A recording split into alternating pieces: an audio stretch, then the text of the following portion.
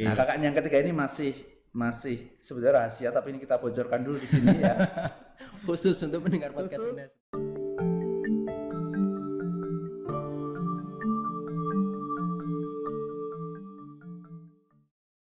Halo, assalamualaikum warahmatullahi wabarakatuh. Ketemu lagi di podcast UNES bareng saya host Mamet ya. Oke teman-teman, hari ini kita lanjutin ngobrol. Temanya unik nih dan barangkali bakal menarik perhatian teman-teman yang lagi KKN, karena kita akan ngobrol soal KKN di desa sendiri. Ini nanti backsoundnya horor gitu ya, KKN di desa penari. Oke, hari ini teman ngobrol saya adalah Mas Edi Kurniawan. Saya sapa Mas Edi aja ya. Siap. Kita ya. kan masih muda bro. Oh iya. Mas Edi ini dosen geografi, tapi dapat tugas tambahan sebagai staf akademik di pusat KKN ya. Ya betul. Kuliah kerja nyata. Singkatannya masih itu kok, belum ganti ya. Mas Edi, ini ada beberapa pertanyaan penting nih yang perlu kita sampaikan ke masyarakat. Yang pertama Mas, kok KKN tetap diadakan sih, nggak dihapus aja gitu biar mahasiswa kita sejahtera rebahan sepanjang hari selama COVID ini? Pentingnya apa sih Mas KKN ini terus diteruskan? Nah, ini pertanyaan bagus dan sebenarnya jarang ditanyakan orang. Mereka taunya ya KKN itu wajib, padahal KKN itu adalah bentuk tridharma perguruan tinggi kita kepada masyarakat. Jadi kita punya pendidikan, penelitian, pengabdian. Nah, pengabdian ini sebagai salah satu bentuk implementasinya diimplementasikan dengan KKN itu. Kalau buat mahasiswa sendiri apa manfaatnya? Oh, ini kan lagi musim kayak gini kok tetap diadakan KKN. Manfaatnya apa buat mahasiswa tuh? Bagi mahasiswa menambah pengalaman dia dan mengabdikan diri dia kepada masyarakat. Karena selama ini di kampus itu kan teori semua yang dia dapat. Nah, kalau di masyarakat itu implementasi teori-teori yang sudah didapat itu agar bisa diimplementasikan di masyarakat seperti apa. Biar nggak ada gap itu ya. Dan satu lagi, masyarakat itu saat ini butuh edukasi secara baik dan benar. Betul. Karena berita yang beredar belum tentu benar. Gitu. Jadi masyarakat diperbantukan ya, harus terpanggil juga nih dari dalam untuk mengedukasi masyarakat tentang COVID-19 ini. Karena kayaknya dari hari ke hari jumlahnya makin banyak Mas ya, yang artinya perlu tindakan dari semua aspek, dari semua kalangan ya, termasuk mahasiswa. Oke, kalau tentang KKN di edisi COVID ini ada 2 mekanisme ya yang sejauh ini sudah dijalankan. Apa itu? Sebetulnya kita ada 3. Oh 3? Apa aja itu? Yang pertama KKN edukasi COVID ini sudah kita laksanakan 100% daring, sepenuhnya daring mulai seleksi, pelaksanaan sampai evaluasinya. Kemudian yang kedua ini karena tadi masyarakat kita sudah mulai kesadarannya menurun, maka kita perlu bergerak bersama, sehingga yang kedua kita namakan KKN UNES bersama melawan COVID, atau mahasiswa kita lebih mengenal KKN BMC UNES bersama melawan COVID. Ya. Nah, KKN yang ketiga ini masih sebenarnya rahasia, tapi ini kita bocorkan dulu di sini ya. Khusus untuk pendengar podcast UNES nih. Dalam rangka HUTRI tahun ini kita nanti share KKN tematik COVID-19. Oke, kalau yang pertama udah selesai ya kayaknya ya? Pertama sudah selesai. Oke, yang hari ini jalan adalah yang bersama melawan COVID tadi. Ya, hari ini bersama melawan COVID. Oke, karena ini dilaksanakan di desa sendiri ya, di lingkungan terdekat, mekanisme seleksinya gimana sih Mas? Prosesnya, perancangan program, pembinaan dan sebagainya gimana? Ya, KKN BMC ini dimulai dari mahasiswa mengusulkan atau mendaftarkan diri ke Pusbang KKN dengan 3 persyaratan utama. Yang pertama surat izin orang tua. Ini seperti kata Mas Menteri, semua harus dapat surat izin orang tua. Yang kedua pernyataan dari RT RW yang bersedia untuk menjadi mitra dan lokasi KKN mahasiswa.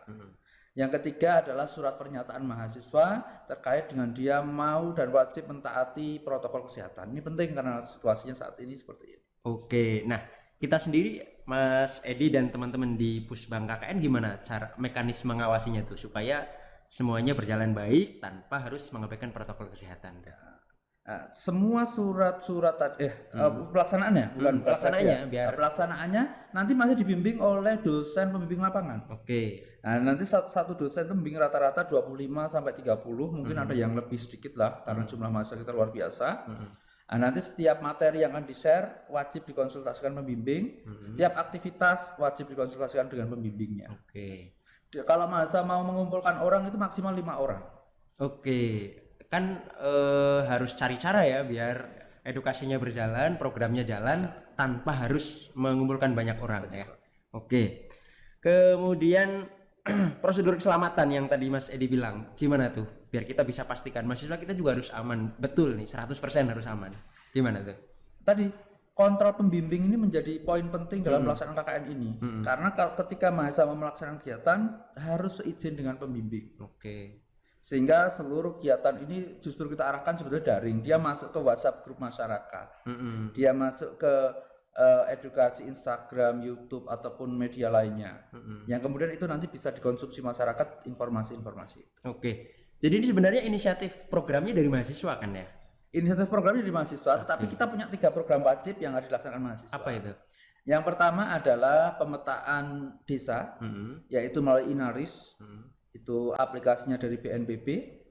Yang kedua adalah edukasi anak sekolah, dan dia harus mengajar anak sekolah, kan nggak bisa ke sekolah. Oh iya. Nah, masa KKN kita harus bergerak untuk ikut membantu mereka belajar. Orang tuanya juga kadang-kadang kerepotan juga ya. Nah itu, orang tuanya kadang mau ngajari juga, saya nggak tahu. Nah, betul, kedatangan mahasiswa KKN seneng tuh orang tua pasti itu. Yang ketiga adalah edukasi terkait dengan membangun ekonomi kreatif, karena masyarakat kita sedang terpuruk betul ekonominya, maka perlu kita latih ekonomi kreatif, digital marketing misalkan, atau apapun sesuai kondisi daerah. Mahasiswa kita sudah kita latih untuk itu. Oke, jadi 3 program utama tadi outputnya beda-beda ya? Beda-beda. Oke, terus tadi soal KKN yang gelombang ketiga ya, KKN apa namanya Mas? KKN tematik COVID-19. Oke, kalau ini memang KKN yang dilakukan dengan kerjasama BNPB ya, Badan Nasional Penanggulangan Bencana. Dan juga Dirjen Dikti. Oke, Dirjen Dikti. Ini kapan mau di launching rencananya? Rencananya insya Allah 17 Agustus. Tadi kita sudah koordinasi dengan beberapa perguruan tinggi mitra kita, ada di Klaten, ada di UNES, ada di Solo, UNS itu. Hanya ada beberapa perguruan tinggi yang melaksanakan, dan kita coba laksanakan menjadi bentuk KKN tematik COVID-19. Ini kita lakukan dengan 2 strategi, yaitu daring 100% dan luring, mahasiswa terjun langsung. Yang boleh ikut siapa Mas? Semester berapa nih mahasiswa yang boleh ikut? Kita tidak membatasi semester sebetulnya, tetapi kalau dulu SKS. Kalau dulu kan semester 7 ya. Oke. Tetapi kan tidak selalu semester 7. Kita SKS-nya yang penting mahasiswa itu minimal sebetulnya 85. Tetapi karena ini kondisi masyarakat dan negara ini butuh semakin banyak relawan. Khusus spesial tahun ini kita berikan 70 SKS minimal. Jadi mereka yang sudah menempuh 70 SKS boleh ikut KKN. 70 itu ya rata-rata anak-anak semester 6 udah bisa ikut lah ya. 5 sudah. 5 udah bisa ikut ya. Wah, lumayan tuh bisa nabung kegiatan ya sebelum kembali aktif kuliah. Nah, karena ini di desa sendiri sebarannya juga pasti besar banget ya. Sebaran kegiatan di masyarakat itu di mana aja tuh? KKN yang BMC ini kita di 30 provinsi. 30 provinsi. 30 provinsi. Artinya masa kita ada di 30 provinsi. Karena di kampung sendiri kan ya. Oke. Kemudian saya buka catatan ya, saya Oke. 30 provinsi, 190 kabupaten kota, kemudian 914 kecamatan, dan yang menarik kita ada di 3068 desa. Dan ini merata mulai dari Aceh sampai dengan Papua, ada semua masa kita. Oke, mudah-mudahan dengan jangkauan sebesar itu memberi dampak konkret betul ya di masyarakat biar COVID-19 ini bisa segera selesai lah. Ya, betul. Karena mahasiswa itu juga udah pengen kuliah lagi tuh di kampus. Justru KKN, betul sekali, KKN di kampung sendiri ini ternyata menurut mahasiswa lebih menakutkan daripada dia KKN reguler. Kenapa? Karena dia harus komunikasi dengan tetangga sendiri, komunikasi dengan keluarga sendiri, ternyata ini menjadi beban berat bagi mereka, dan mereka lebih nyaman komunikasi dengan orang lain. Padahal ada keuntungan lain yang didapat oleh mahasiswa kalau dia KKN BMC ini. Apa itu? Yang pertama, secara ekonomi lebih hemat. Oh iya, karena nggak ada biaya transportasi. Nggak ada biaya dan transportasi, nggak ada biaya pemondokan yang biasanya 35 sampai 40 ribu per hari. Tidak ada biaya siswa pusko.